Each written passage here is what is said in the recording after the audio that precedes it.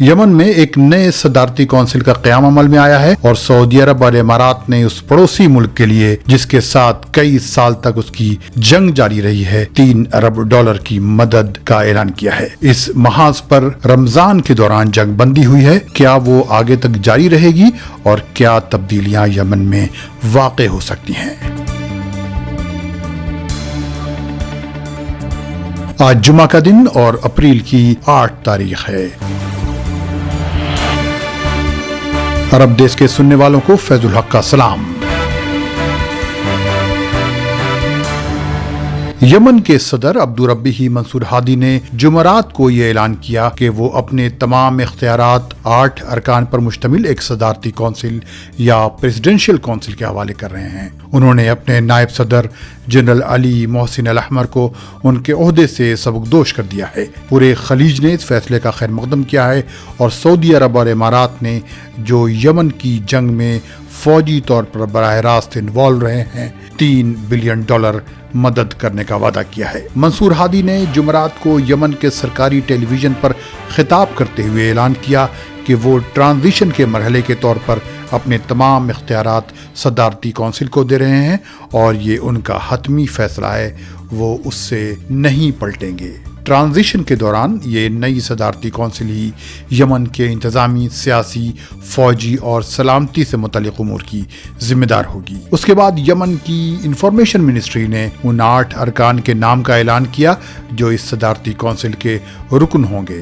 اس council کے سربراہ رشاد العلیمی ہوں گے۔ اس کے علاوہ سلطان العرادہ، طارق محمد صالح، عبدالرحمن ابو زرعی، عثمان حسین مجلی، عیدروس الزبیدی، فرج سالمین البحثی اور عبداللہ العلیمی باوزیر اس کونسل کے ارکان ہوں گے۔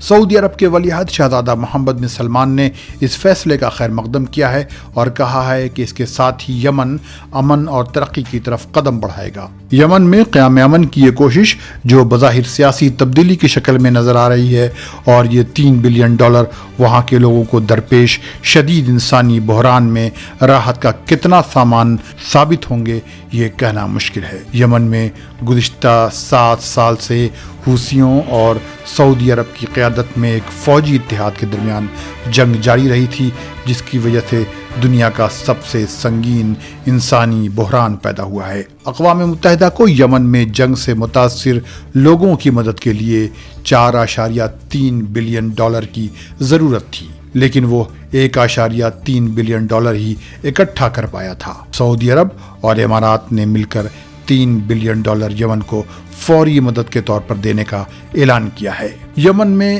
اس وقت 2 مہینے کی جنگ بندی کا اعلان کیا گیا ہے اور اس پر حوثیوں نے بھی اتفاق کیا ہے۔ یمن میں جگہ جگہ سعودی قیادت میں قائم اتحاد کی بمباری کئی سال تک جاری رہی تھی اور حوثیوں نے بھی سعودی عرب اور امارات کو اپنے میزائل اور مبینہ طور پر ڈرون حملوں کا نشانہ بنایا تھا۔ اسی جنگ میں ہزاروں یمنی قتل ہوئے اور 3 کروڑ کی آبادی کا 80% روزمرہ کی زندگی کے لیے مدد پر منحصر ہو گیا۔ رمضان کے دوران جو اطلاعات یمن سے موصول ہوئی ہیں ان کے مطابق یمنیوں کی حالت اتنی خراب ہو چکی ہے کہ انہوں نے افطار و سحری میں بھی کٹوتی کر دی ہے اور بس اتنا کھا پی رہے ہیں کہ وہ کسی طرح روزے رکھ سکیں۔ اب جو نئی صدارتی کونسل رشاد العلیمی کی سربراہی میں تشکیل دی گئی ہے اسے سعودی حمایت حاصل ہے۔ رشاد العلیمی وہاں کی بڑی سیاسی جماعت الاصلاح سے تعلق رکھتے ہیں۔ یمن میں صدارتی کونسل کی تشکیل کے سلسلے میں مذاکرات سعودی دارالحکومت ریاض میں جمعرات کو اختتام پذیر ہوئے۔ یہ مذاکرات خلیجی مجلس تعاون کی دعوت پر 29 مارچ کو شروع ہوئے تھے۔ کوشش اس بات کی ہوئی کہ یمن کی تمام سیاسی قوتوں کو متحد کیا جائے اور ملک کے مستقبل کا نقشہ تیار ہو، لیکن حوثیوں نے ریاض میں کیے گئے فیصلوں پر رد عمل ظاہر کرتے ہوئے کہا ہے کہ یمن کے مستقبل کا فیصلہ اندرون ملک ہی ہونا چاہیے۔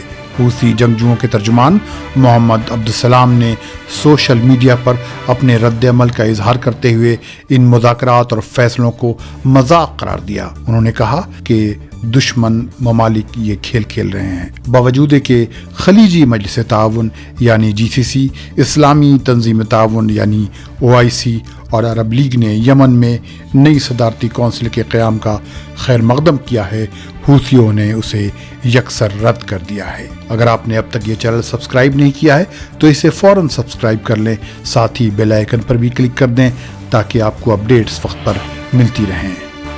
ملتے ہیں اگلے بلیٹن میں۔ خدا حافظ۔